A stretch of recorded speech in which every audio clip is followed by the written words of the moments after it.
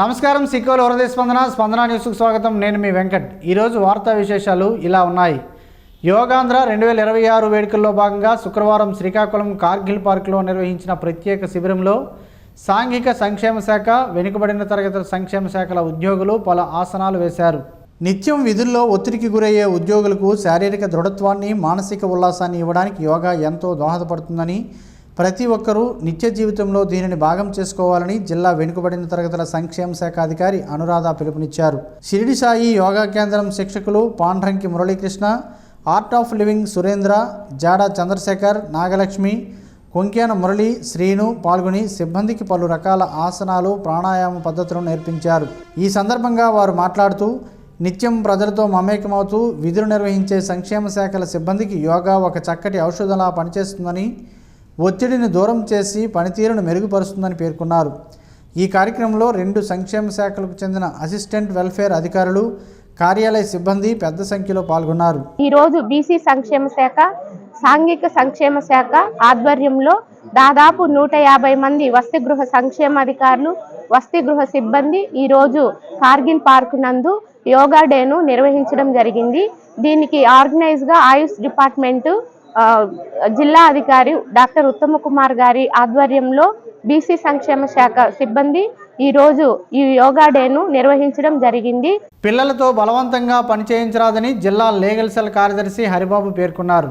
జిల్లా పరిషత్ సమావేశ మందిరంలో శుక్రవారం నిర్వహించిన బాల కార్మిక వ్యతిరేక ప్రపంచ దినోత్సవ కార్యక్రమంలో ఆయన పాల్గొని మాట్లాడారు. 14 సంవత్సరాలలోపు పిల్లలను పనుల్లో నియమించడం చట్టవిరుద్ధమని, 2016 బాల కార్మిక నిషేధ మరియు నియంత్రణ చట్టంపై అవగాహన కల్పించారు. బాలల హక్కుల పరిరక్షణ కమిషన్ సభ్యుడు ఎం గంగ సూర్యనారాయణ మాట్లాడుతూ, 2030 నాటికి బాల కార్మిక వ్యవస్థ నిర్మూలనకు అన్ని శాఖలు సమన్వయంతో పనిచేయాలని కోరారు. కార్మిక శాఖ డిప్యూటీ కమిషనర్ ఏ అజయ్ కార్తికేయ మాట్లాడుతూ, 2022 నుంచి జూన్ 2026 వరకు 16 రెస్క్యూ ఆపరేషన్లు నిర్వహించి 118 మంది కౌమార కార్మికులను గుర్తించినట్లు తెలిపారు.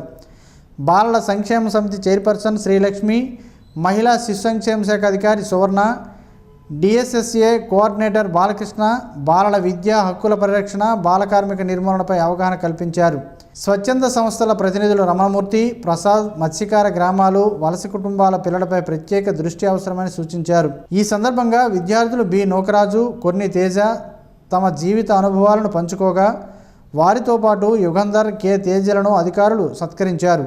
ఈ కార్యక్రమంలో వివిధ శాఖల అధికారులు, స్వచ్ఛంద సంస్థల ప్రతినిధులు, షాపుల యజమానులు పాల్గొన్నారు. 14 సంవత్సరాల్లో పిల్లలు జాబ్ చేయడం కానీ, వర్క్ చేయడం కానీ నిషేధం అని ఇలాగా స్టాట్యూట్, కాన్స్టిట్యూషన్, చైల్డ్ లేబర్ గురించి ఎప్పటికప్పుడు చట్టాలు చేసుకుంటూ వస్తుంది, లాస్ని అమెండ్ చేస్తూ వస్తుంది, ఇంట్రడ్యూస్ చేస్తూ వస్తుంది. అయితే వీటినన్నిటినీ సమన్వయంతో ఏ ఆబ్జెక్ట్ అయితే ఈ చట్టాలు చేశారో, ఈ ఆర్టికల్స్ ఇంట్రడ్యూస్ చేశారో, సమన్వయంతో అది ప్రివెంట్ చేయడము, ఎరాడికేట్ చేయడము స్టేక్ హోల్డర్స్ అందరూ బాధ్యత. అది ఇంప్లిమెంట్ అయ్యేలా చూడటం మా న్యాయ వ్యవస్థ బాధ్యత. కాబట్టి మేము న్యాయ వ్యవస్థ తరఫున కోర్టుకే పరిమితం కాకుండా ఇలాంటి వేరియస్ ప్రోగ్రామ్స్ కండక్ట్ చేస్తున్నాము. అలాగే గ్రాస్ రూట్ లెవెల్లో ప్రతి విలేజ్కి వెళ్ళి, శ్రీకాకుళంలో అయితే నేను, మఫ్జూల్స్లో అయితే judicial magistrate of first class అంటారు, చాలామందికి తెలిసి అందరికీ మ్యాజిస్ట్రేట్ హోదాలో ఉన్నటువంటి ఆఫీసర్, వీరందరూ ఏంటంటే చట్టాల మీద అవగాహన అనేది కల్పిస్తూ ఉంటున్నారు. సో మేము గ్రాస్ రూట్ లెవెల్లో కూడా వర్క్ చేస్తున్నాము. ఇందాక రమణ గారు చెప్పినట్టు స్టేక్ హోల్డర్స్ అందరితో కలిసి మేము కూడా సమన్వయపరుచుకుంటూ ఈ యొక్క చైల్డ్ లేబర్ని ప్రివెంట్ చేయడంలో కానీ, ఎరాడికేట్ చేయడంలో కానీ మా డిస్ట్రిక్ట్ లీగల్ సర్వీసెస్ అథారిటీ తన వంతు బాధ్యతను నిర్వహిస్తుంది. అలాగే ఇందాక టోల్ ఫ్రీ నెంబర్ కూడా చెప్పారు, 1098 అని. మరి ఇక్కడ మీకు చాలామంది ఉన్నారు, ఫెమిలియర్ ఫేసెస్ కాని వాళ్ళు చెప్పండి, మా కోర్ట్ టోల్ ఫ్రీ నెంబర్ ఎంతమందికి తెలుసు? ఫెమిలియర్ ఫేస్ కాదని నాకు తెలుసు కదా. ఫెమిలియర్ ఫేస్ కాని వాళ్ళు ఎంతమందికి తెలుసు అండి? ఇప్పుడు ఎందుకంటే మీరందరూ stakeholders, in one way or the other మీరు వేరియస్ గవర్నమెంటల్ ఆర్గనైజేషన్స్లో పనిచేస్తున్నారు. అన్లెస్ మీకు తెలిస్తే తప్ప మీరు దాన్ని డిస్సిమినేట్ చేయలేరంటే, దాన్ని మీరు ప్రజలకి అవగాహన కల్పించలేరు. మీరే ఎంతమందికి తెలుసు అంటే కోర్టు టోల్ ఫ్రీ నెంబర్ అధిక జ్యేష్ఠ బహుళ ఏకాదశి సందర్భంగా ప్రత్యక్ష దైవం ఆరోగ్య ప్రదాత ఉషా పద్మనీచాయ సమేత శ్రీ సూర్యనారాయణ స్వామి వారికి ఆలయంలో వైభవంగా కళ్యాణోత్సవం నిర్వహించారు. ఆలయ ప్రధాన అర్చకులు ఇప్పిలి శంకర శర్మ, కార్యనిర్వహణాధికారి KNVDV ప్రసాద్ ఈ విషయాన్ని తెలిపారు. ఆలయ అర్చకులు సందీప్ శర్మతో పాటు వేద పండితులు వేద మంత్రోచ్చారణలు మంగళ వాయిద్యాల నడుమ స్వామివారి కళ్యాణాన్ని ఘనంగా నిర్వహించారు. ఈ కార్యక్రమంలో భక్తులు పెద్ద సంఖ్యలో పాల్గొని స్వామివారి కళ్యాణాన్ని తిలకించి తీర్థప్రసాదాలను స్వీకరించారు.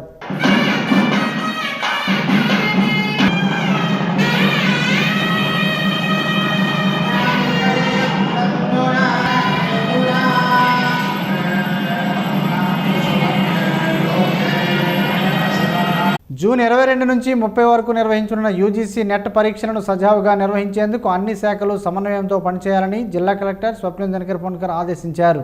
నరసన్నపేటలోని కోర్ టెక్నాలజీస్ పరీక్షా కేంద్రంలో ప్రతిరోజు 2 షిఫ్టుల్లో పరీక్షలు జరగనున్నాయి. పరీక్షా కేంద్రం వద్ద కట్టుదిట్టమైన పోలీస్ బందోబస్తు ఏర్పాటు చేయడంతో పాటు అభ్యర్థుల తనిఖీలను కఠినంగా నిర్వహించాలని, పరిసరాల్లోని జిరాక్స్ నెట్ సెంటర్లను మూసివేయాలని సూచించారు. కేంద్రం చుట్టూ నిషేధాజ్ఞలు అమలు చేయాలని, నిరంతర విద్యుత్ సరఫరా మరియు అత్యవసర వైద్య సేవలు అందుబాటులో ఉండేలా చర్యలు తీసుకోవాలని అధికారులకు ఆదేశించారు. ప్రతి షిఫ్టుకు సుమారు 300 మంది అభ్యర్థులు హాజరవుతారని, ఎలాంటి ఇబ్బందులు తలెత్తకుండా అన్ని ఏర్పాట్లు ముందుగానే పూర్తి చేయాలని కలెక్టర్ స్పష్టం చేశారు.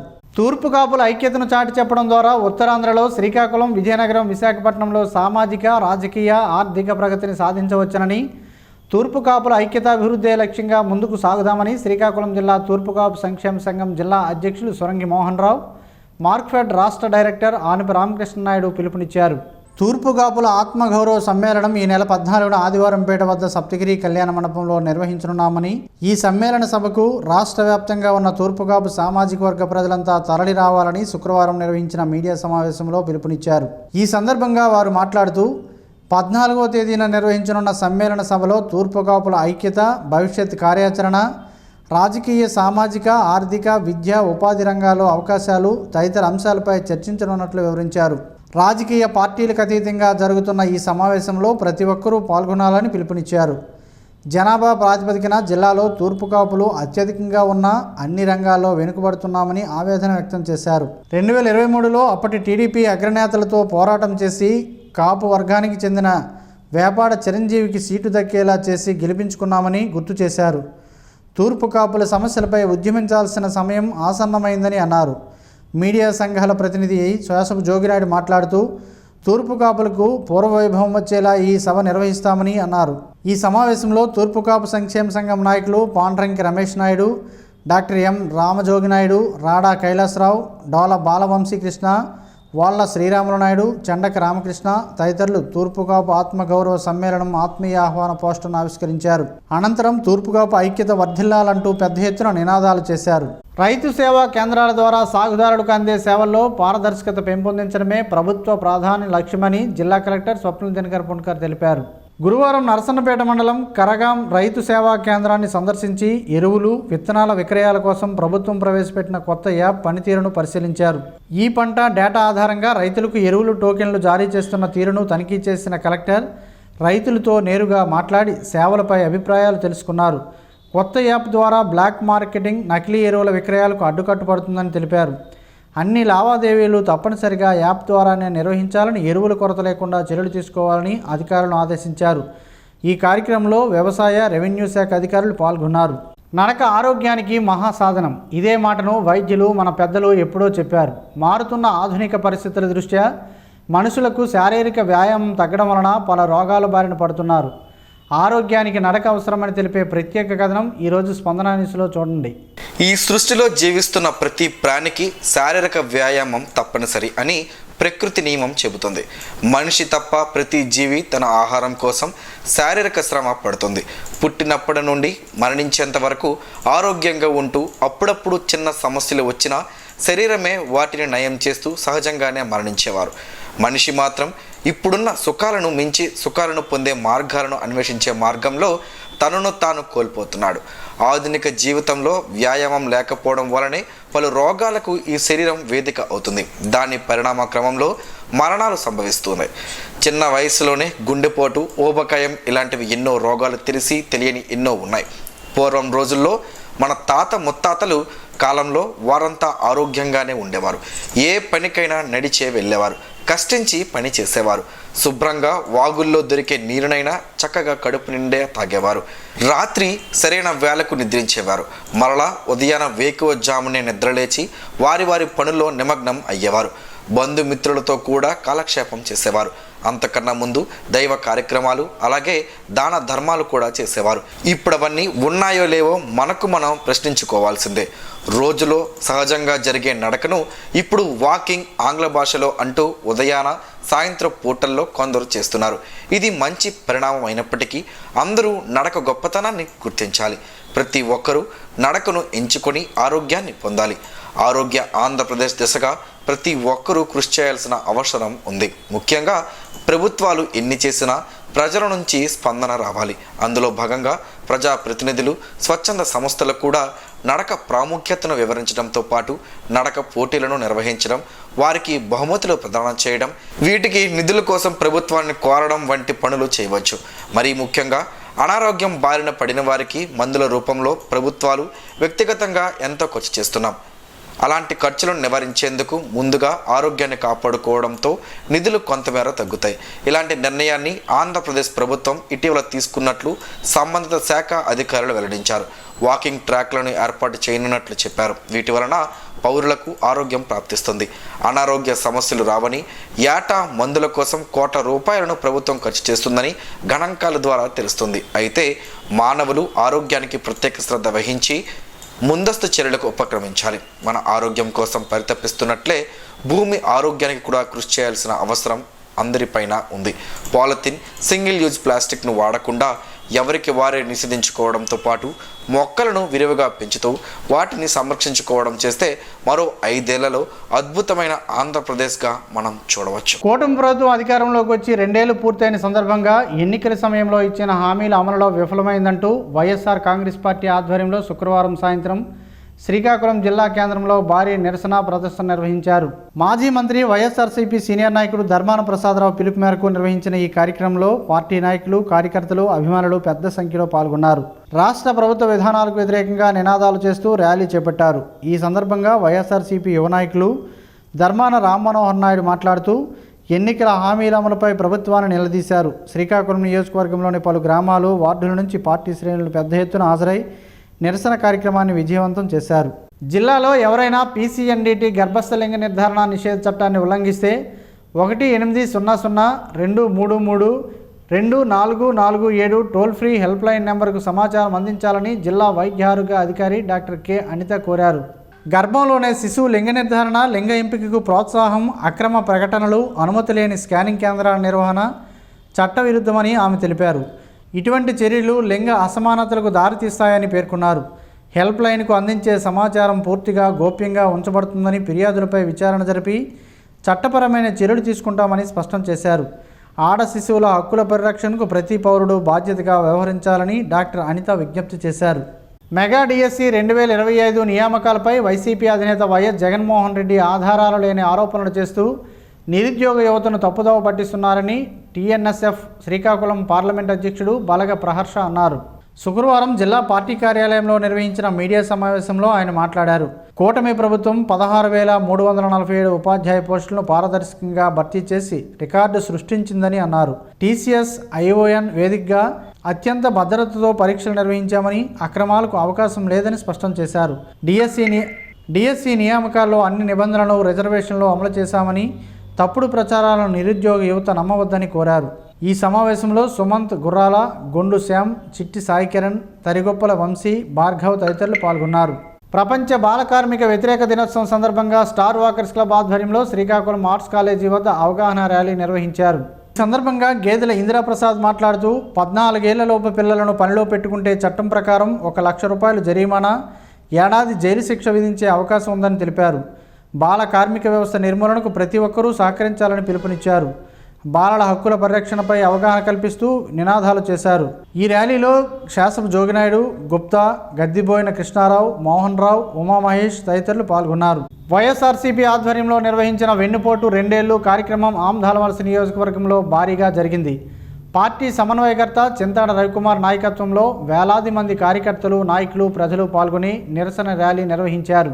ఈ సందర్భంగా పాల్గొన్నవారు ప్రభుత్వ విధానాలపై తమ అసంతృప్తిని వ్యక్తం చేస్తూ నినాదాలు చేశారు. ఈ కార్యక్రమానికి అనుమతులు ఉన్నప్పటికీ పోలీసులు ఆంక్షలు విధించడం ప్రజాస్వామ్య స్ఫూర్తికి విరుద్ధమని వైఎస్ఆర్సీపీ నాయకులు విమర్శించారు. పోలీసుల నియంత్రణ చర్యల మధ్య కూడా కార్యకర్తలు ఉత్సాహంగా ర్యాలీ కొనసాగించి ముఖ్యమంత్రి నారా చంద్రబాబు నాయుడుకు వ్యతిరేకంగా ఇచ్చిన హామీలు అమలు చేయక ప్రజలకు వెన్నుపోటు పొడిచారంటూ నినాదాలు చేశారు. ఈ కార్యక్రమంలో ఆమ్దాలవలస నియోజకవర్గ సమన్వయకర్త చింతాడ రవికుమార్తో పాటు మాజీ మున్సిపల్ ఫ్లోర్ లీడర్, రాష్ట్ర సంయుక్త కార్యదర్శి బొడ్డేపల్లి రమేష్ కుమార్తో పాటు 4 మండలాల వైఎస్ఆర్ పార్టీ అధ్యక్షులు, ఎంపీపీలు, జడ్పీటీసీలు, రాష్ట్ర, జిల్లా, నియోజకవర్గ, మండల, గ్రామ పార్టీ కార్యవర్గ సభ్యులతో పాటు పార్టీ నాయకులు, కార్యకర్తలు, యువత పెద్ద సంఖ్యలో పాల్గొన్నారు. శ్రీ సూర్యనారాయణ స్వామివారి దేవస్థానంలో జూన్ 11న వివిధ టెండర్లకు సంబంధించి బహిరంగ వేలం నిర్వహించారు. కొబ్బరి చెక్కల విక్రయ లైసెన్స్ హక్కును 1 సంవత్సరానికి కాలానికి 29,999 రూపాయలు అత్యధిక ధరకు కాకినాడ జిల్లా తొండంగి మండలం సీతారాంపురానికి చెందిన కురందాసు జైబాబు దక్కించుకున్నారు. అలాగే ప్రసాదం ప్యాకింగ్ కవర్ల సరఫరా టెండర్ను మోతుకూరి లక్ష్మి పొందారు. కొబ్బరికాయలు, పూజా సామగ్రి విక్రయాలకు సంబంధించి ఆసక్తి చూపిన వారు లేకపోవడంతో ఆ టెండర్ను వాయిదా వేశారు. ఈ కార్యక్రమంలో సూపరింటెండెంట్ నాయుడు, టెక్కల్ ఈఓ గురునాథం, ఆలయ కార్యనిర్వహణాధికారి కేఎన్విడివి ప్రసాద్, ప్రధాన అర్చకులు, ఆలయ సిబ్బంది పాల్గొన్నారు. జిల్లా పరిషత్ చైర్పర్సన్ పిరియా విజయ తన అధికారిక నివాసంలో జిల్లా పరిషత్ పరిధిలో పనిచేస్తున్న అర్హులైన ఉద్యోగులకు జూనియర్ అసిస్టెంట్లుగా పదోన్నతులు కల్పిస్తూ నియామక పత్రాలు అందజేశారు. ఈ సందర్భంగా పిరియా విజయ మాట్లాడుతూ పదోన్నతి పొందిన ఉద్యోగులు తమ విధులను సమర్థవంతంగా నిర్వహించి జిల్లా పరిషత్తుకు మంచి పేరు తీసుకురావాలని ఆకాంక్షించారు. ఈ కార్యక్రమంలో జిల్లా పరిషత్ సీఈఓ ఆర్ వెంకటరామన్, పరిపాలనాధికారి హిమ తదితరులు పాల్గొన్నారు. జిల్లా పోలీస్ అధికారులు, సిబ్బంది తమ వ్యక్తిగత, వృత్తిపరమైన సమస్యలను నేరుగా తెలియజేసేందుకు ఏర్పాటు చేసిన పోలీస్ గ్రీవెన్స్ కార్యక్రమాన్ని జిల్లా ఎస్పీ కేవి మహేశ్వరరెడ్డి శుక్రవారం జిల్లా పోలీస్ కార్యాలయంలో నిర్వహించారు. జిల్లాలోనే వివిధ పోలీస్ స్టేషన్ యూనిట్లో పనిచేస్తున్న సిబ్బంది 630-9990-800 నెంబర్ ద్వారా తమ సమస్యలు, వినతులు, సంక్షేమ అంశాలను ఎస్పీ దృష్టికి తీసుకువచ్చారు. అందిన ప్రతి వినతిని పరిశీలించి నిబంధనల మేరకు పరిష్కరించేందుకు చర్యలు తీసుకోవాలని సంబంధిత అధికారులను ఎస్పీ ఆదేశించారు. పోలీస్ సిబ్బంది సంక్షేమానికి జిల్లా పోలీస్ యంత్రాంగం అత్యంత ప్రాధాన్యత ఇస్తుందని, విధి నిర్వహణలో ఎదురయ్యే సమస్యలను నిర్భయంగా తెలియచేయాలని ఎస్పీ సూచించారు. సిబ్బంది సంక్షేమం కోసం ఎల్లప్పుడూ అందుబాటులో ఉంటామని ఆయన తెలిపారు. విశాఖపట్నం రైల్వే డివిజన్ అదనపు divisional railway manager Kundu Ramarao Ichchapuram, Palasa railway స్టేషన్లో విస్తృత తనిఖీలు నిర్వహించారు.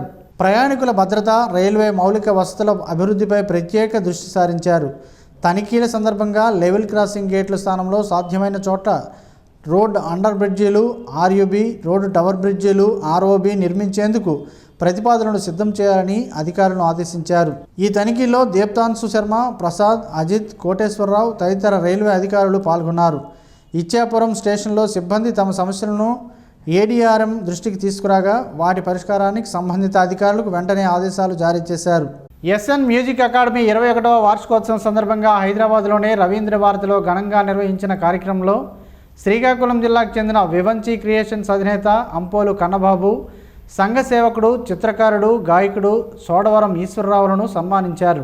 ఈ కార్యక్రమానికి ముఖ్య అతిథిగా హాజరైన ప్రముఖ వేణుగాన విద్వాంసుడు డాక్టర్ వైద్యుల రామచంద్రమూర్తికి ఎస్పీ బాలు స్మారక అవార్డును ప్రదానం చేశారు. ఈ సందర్భంగా ఎస్ఎన్ మ్యూజిక్ అకాడమీ అధినేత ఎంఎస్ నవీన్ కుమార్ మాట్లాడుతూ తమ సంస్థకు అందించిన సహకారం, కళా, సామాజిక సేవా రంగాల్లో చేసిన కృషికి గుర్తింపుగా అంపోలు కన్నబాబు, సోడవరం ఈశ్వరరావులను సత్కరించినట్లు తెలిపారు. ఈ కార్యక్రమంలో సినీ దర్శకులు నెల్లట్ల ప్రవీణ్ కుమార్, ఈఎస్ సాంభయ్య, గాయకులు శివశంకరి, గీతాంజలి, సుకన్యతో పాటు విద్యార్థులు పాల్గొన్నారు. అనంతరం సంస్థకు చెందిన గాయకులు, విద్యార్థులు ఎస్పీ బాలసుబ్రహ్మణ్యం పాటలను ఆలపించి శ్రోతలను అలరించారు. పాత శ్రీకాకుళంలోనే శ్రీ సంతోషిమాత అమ్మవారి దేవస్థానంలో శుక్రవారం లోక కళ్యాణం, భక్తజన శ్రేయస్సు కోసం ప్రత్యేక పూజలను ఆలయ ప్రధానార్చకులు వైభవంగా నిర్వహించారు. ఆలయ ప్రధానార్చకులు మోదుకూరి కిరణ్ శర్మ సిద్ధాంతి ఆధ్వర్యంలో సుప్రభాత సేవ, క్షీరాభిషేకం, సహస్రనామార్చన, కుంకుమ పూజలు, శ్రీ సూక్తం, దుర్గా సూక్తం, కనకధార స్తోత్రం, లలితా సహస్రనామ పారాయణం, మహాహారతి తదితర ఆధ్యాత్మిక కార్యక్రమాలు జరిగాయి. సుదూర ప్రాంతాల నుంచి వచ్చిన భక్తులు ప్రత్యేక పూజలు, అర్చనలు నిర్వహించుకొని అమ్మవారిని దర్శించుకున్నారు. పలువురు అధికారులు ప్రముఖులు కూడా ఆలయాన్ని సందర్శించి ప్రత్యేక పూజల్లో పాల్గొన్నారు. ఇటీవల అనారోగ్యంతో మృతి చెందిన పలాస ఏఈఎస్టీఎఫ్ ఉద్యోగి అంపోలు చందు కుటుంబానికి జిల్లా కానిస్టేబుల్స్ హెడ్ కానిస్టేబుల్స్ అసోసియేషన్ సభ్యులు 2,12,500 రూపాయల ఆర్థిక సహాయాన్ని అందజేశారు. శుక్రవారం జిల్లా ప్రొవిషన్ అండ్ ఎక్సైజ్ అధికారి సమక్షంలో ఈ ఆర్థిక సహాయం చందు కుటుంబ సభ్యులకు అందజేశారు. యూనియన్ పిలుపు మేరకు సభ్యులు స్వచ్ఛందంగా విరాళాలు సేకరించి కుటుంబానికి అండగా నిలిచారు. ఈ సందర్భంగా ఆర్థిక సహాయం అందించిన యూనియన్ సభ్యులకు చందు కుటుంబ సభ్యులు హృదయపూర్వక కృతజ్ఞతలు తెలిపారు. పచ్చి కొబ్బరి ఆరోగ్యానికి చాలా మంచిది. దీన్ని ఎక్కువగా వంటల్లోనే ఉపయోగిస్తారు.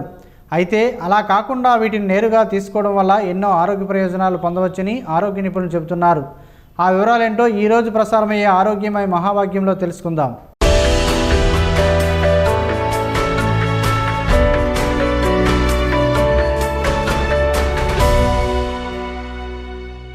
కొబ్బరి బొండాలు ఆరోగ్యానికి ఎంతో మేలు చేస్తాయి. కొబ్బరి బొండం నీటిలో ఎన్నో పోషకాలు ఉంటాయి. అయితే నీటిని తాగిన తర్వాత అందులో ఉండే లేత కొబ్బరిని కొందరు తింటారు. అలాగే టెంకాయలను కొట్టినప్పుడు వచ్చే కొబ్బరిని కూడా చాలామంది ఇష్టంగా తింటారు. కాకపోతే ఆ కొబ్బరి ముదిరిపోయి ఉంటుంది. కానీ పచ్చి కొబ్బరిని తినడం వల్ల ఆరోగ్యకరమైన ప్రయోజనాలు కలుగుతాయి. కొబ్బరి నూనెలాగే పచ్చి కొబ్బరి కూడా ఎంతో మేలు చేస్తుంది. పచ్చి కొబ్బరిని తినడం వల్ల ఎలాంటి ప్రయోజనాలు కలుగుతాయో ఇప్పుడు తెలుసుకునే ప్రయత్నం చేద్దాం. మలబద్ధకం సమస్య అనే ఫైబర్ తక్కువగా ఉండే ఆహారాలను తక్కువ తినడం వల్ల వస్తుంది. అయితే ఈ పచ్చి కొబ్బరిని తినడం వల్ల మలబద్ధకం సమస్య నుంచి బయటపడవచ్చు. దానికి కారణం 61% మేర ఫైబర్ అనేది దీనిలో ఉంటుంది. ఇతర పండ్లు కూరగాయలతో పోలిస్తే దీనిలో చాలా ఎక్కువ జీర్ణక్రియ సాఫీగా సాగడానికి కూడా ఉపయోగపడుతుంది. కొంతమందికి చర్మం పొడిగా మారుతుంటుంది. అలాగే వెంట్రుకలు చిట్లడం సమస్యలు ఉంటాయి. ఈ సమస్యలు ఉన్నవారు పచ్చి కొబ్బరిని రోజు తినాలి. దీంతో కొబ్బరిలో ఉండే ఆరోగ్యకరమైన కొవ్వులు చర్మ సౌందర్యాన్ని కూడా పెంచుతాయి.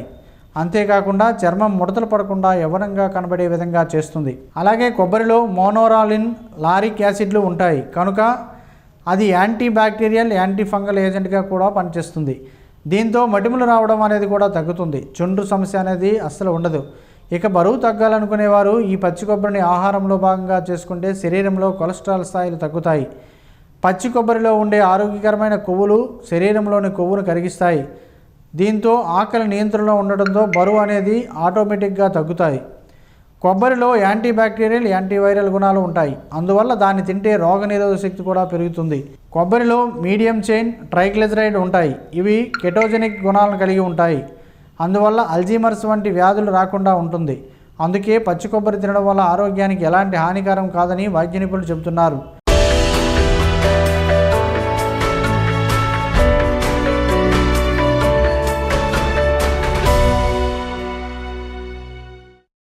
ఈరోజు వార్తల్లో ఒక మంచి మాటను విందాం, ఆచరిద్దాం. సమాజ శ్రేయస్సుని కాంక్షిస్తున్న మహనీయుల మాటల్లో నుంచి ఈరోజు. జీవనం గమనం గమ్యం. ఋషి చింతన. 5 సంవత్సరాలకు ఒకసారి నమ్మించువాడు రాజకీయ నాయకుడు. జీవితకాలం నమ్మించువాడు గురువు. తరతరాలు నమ్మించువాడు దేవుడు. ఏదీ నమ్మనివాడు పరమాత్మ సత్యమును మాత్రమే విశ్వసించి అనుభవం చెందువాడు ఋషి. బాధలు శత్రువులను ఏకం చేస్తాయి. కష్టాలు మనుషులను ఐక్యం చేస్తాయి. ఓం శ్రీ గాయత్ర్యై నమః. స్పందన న్యూస్ ఇప్పుడు యూట్యూబ్లో అందుబాటులో ఉంచడమైనది. ఎస్టీవీ స్పేస్ స్పందన అని టైప్ చేసి ప్రేక్షకులు తమకు అనుకూలమైన సమయంలో న్యూస్ని వీక్షించగలరు. ఈ వార్తలు ఇంతటితో సమాప్తం. మరలా ప్రసారమయ్యే స్పందన న్యూస్లో కలుద్దాం. అంతవరకు సెలవు. నమస్కారం. మీ మాటే మా బాట.